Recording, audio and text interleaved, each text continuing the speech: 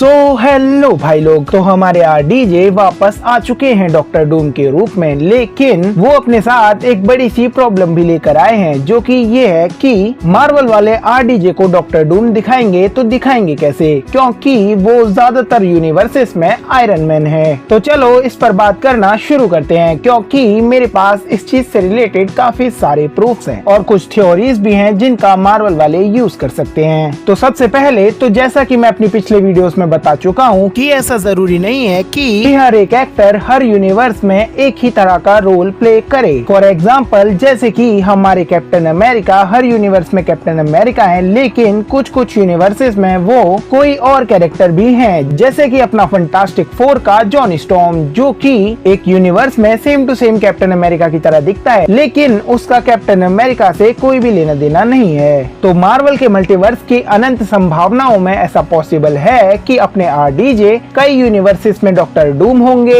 या फिर कई यूनिवर्सेस में और कोई कैरेक्टर होंगे। ऐसा बिल्कुल भी जरूरी नहीं है कि वो हर यूनिवर्स में सिर्फ आयरन मैन या फिर टोनी स्टार्क ही हों। इसके अलावा वैसे तो अपने रूसो ब्रदर्स अनाउंसमेंट में कह चुके हैं कि वो लोग विक्टर वॉन डूम की कहानी को दिखाएंगे, ना कि आयरन मैन के डॉक्टर डूम की कहानी को। लेकिन फिर भी ऐसा हो सकता है कि अपने रॉबर्ट डाउनी जूनियर के आयरन मैन को ही विक्टर वॉन डूम के रूप में बदलते हुए दिखाया जाए, क्योंकि कॉमिक्स में भी ऐसा होता है। और अब तुम सोचोगे कि अगर ये विक्टर वॉन डूम है तो इसकी शक्ल टोनी स्टार्क जैसी कैसे है। ऐसा हो सकता है कि हमारे डॉक्टर डूम यानी कि विक्टर वॉन डूम ने टोनी स्टार्क के साथ अपनी कॉन्शियसनेस को एक्सचेंज कर लिया हो, जैसे कि सुपीरियर स्पाइडरमैन कॉमिक्स में हमारे डॉक्टर ऑक्टोपस पीटर की बॉडी में चले जाते हैं, यानी कि अपने दिमाग को पीटर की बॉडी में डाल लेते हैं और पीटर के दिमाग को अपनी बॉडी में डाल लेते हैं और बनते हैं सुपीरियर स्पाइडरमैन। और सेम टू सेम ऐसा ही व्हाट इफ की एक कॉमिक बुक में भी होता है। तो व्हाट इफ के इस वाले यूनिवर्स में अपने डॉक्टर डूम यानी कि विक्टर वॉन डूम और टोनी स्टार्क रूममेट्स होते हैं, लेकिन इस यूनिवर्स में हमारे विक्टर वॉन डूम काफी ज्यादा पढ़ाकू से होते हैं और टोनी स्टार्क हमेशा की तरह अय्याश होता है। और डूम उससे बोलता है कि भाई देख, तू मेरे से दूर रह कर, क्योंकि तू बहुत ज्यादा अय्याश है। और डूम ये नोटिस करता है कि इतना ज्यादा अय्याश होने के बाद भी टोनी उससे आगे था, मतलब कि इंटेलिजेंस के मामले में टोनी हमेशा से डूम से आगे था और डूम सेकंड नंबर पर ही था हमेशा की तरह, जिससे हमारे डूम अंकल काफी ज्यादा चिढ़ जाते हैं। और क्योंकि अपने विक्टर वॉन डूम टोनी से इतना ज्यादा खिलस्ते थे, तो वो इसीलिए उससे दोस्ती आगे बढ़ाते हैं और फिर उसके साथ एक बॉन्डिंग बनाते हैं और उसे अपने साथ बेसमेंट में लेकर जाते हैं और कहते हैं, देखो टोनी, मैंने एक मशीन बनाई है जो कि किसी भी ह्यूमन को टेलीपैथी की पावर दे सकती है। और पहले तो हमारा टोनी डूम के साथ मिलकर उस मशीन को और ज्यादा बेहतर बनवाता है और उसके बाद खुद ही उस मशीन पर जाकर बैठ जाता है टेस्ट करने के लिए कि क्या वो सही से काम कर रही है या फिर नहीं। और यही तो हमारे डूम का प्लान था। और हमें बाद में पता चलता है कि वो मशीन कोई टेलीकिनेसिस पावर देने वाली मशीन नहीं थी, बल्कि वो एक बॉडी स्वैप करने वाली मशीन थी। और क्योंकि टोनी उस मशीन पर बैठा हुआ होता है, तो हमारे Doom uncle mister Tony Stark के साथ अपने दिमाग को एक्सचेंज कर लेते हैं और उन दोनों की बॉडी स्वैप हो जाती है। और डॉक्टर डूम टोनी स्टार्क की बॉडी पाने के बाद अपने हरामी लसन पने को करना शुरू करता है। वो सबसे पहले तो टोनी स्टार्क के फादर हॉवर्ड स्टार्क को अपने रास्ते से हटाता है, यानी कि उन्हें मरवा देता है। और इसके बाद वो स्टार्क इंडस्ट्रीज पर कब्जा कर लेता है और उसे बदनाम कर देता है। और इसके अलावा अपने डूम अंकल एक आयरन मैन सूट भी बनाते हैं, लेकिन कुछ कुछ अपनी डूम वाली कॉस्ट्यूम से मिलता जुलता।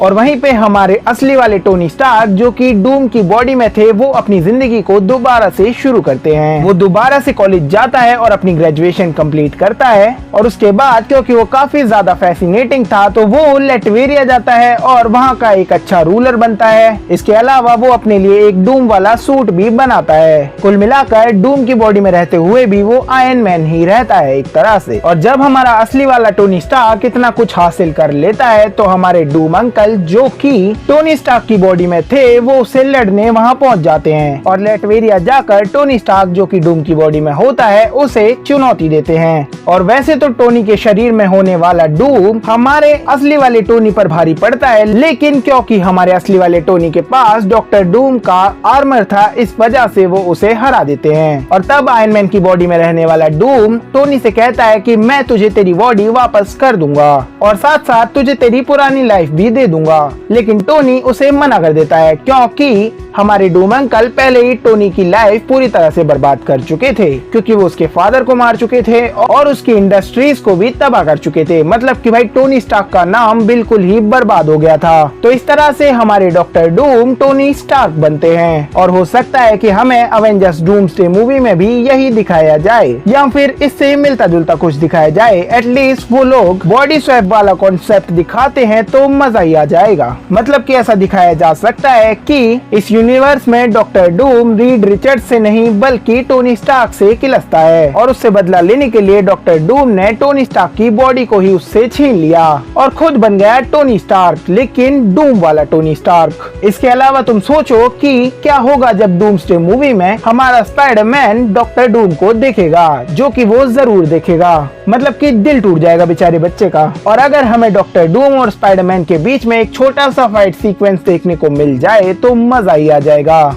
इसके अलावा ऐसा भी दिखाया जा सकता है कि ये वाला डॉक्टर डूम फंटास्टिक फोर वाली यूनिवर्स से भी बिलोंग नहीं करता, ये एक अलग ही यूनिवर्स से बिलोंग करता है और इसने अपने घमंड के चलते अपने पूरे के पूरे यूनिवर्स को ही तबाह कर दिया और पहला जो इंकर्जन हुआ वो इसी की वजह से हुआ था। इसके अलावा ऐसा भी दिखाया जा सकता है कि डॉक्टर डूम ने पूरी की पूरी काउंसिल ऑफ कैंग्स को खत्म ही कर डाला, वो भी अपनी मैजिकल पावर्स के दम पर। और ये एक बहुत ही अच्छा तरीका होगा आरडीजे के डॉक्टर डूम के भौकाल को सेट करने के लिए। मतलब कि भाई ये चीज उसे कैंग और थेनोस से भी ऊपर लेवल का विलन बना डालेगी। और वैसे तो उसे बनाने की जरूरत नहीं है, क्योंकि हमारे डूम अंकल सबसे बेस्ट हैं और सबसे ऊपर हैं। डॉक्टर डूम इतने ज्यादा खतरनाक है कि उनके लेटवेरिया में कदम रखने से पहले अवेंजर्स भी 100 बार सोचते हैं। इसके अलावा डॉक्टर डूम अपने सारे काम बैठे बैठे ही करना पसंद करते हैं और अगर वो उठ गए तो समझो कि किसी की तो मौत पक्की है। तो भाई डॉक्टर डूम एक काफी ज्यादा बड़ा विलन है। तो खैर ये मेरी थ्योरीज थी जिनके द्वारा हमारे आयरन मैन को डॉक्टर डूम बनाया जा सकता है बड़ी आसानी से, और कॉमिक्स में भी कई बार ऐसा किया गया है। अब जल्दी से इस वीडियो पर 100 लाइक करा दो, वरना आरडीजे का डॉक्टर डूम तुम्हें 2026 में नहीं बल्कि 2027 में देखने को मिलेगा।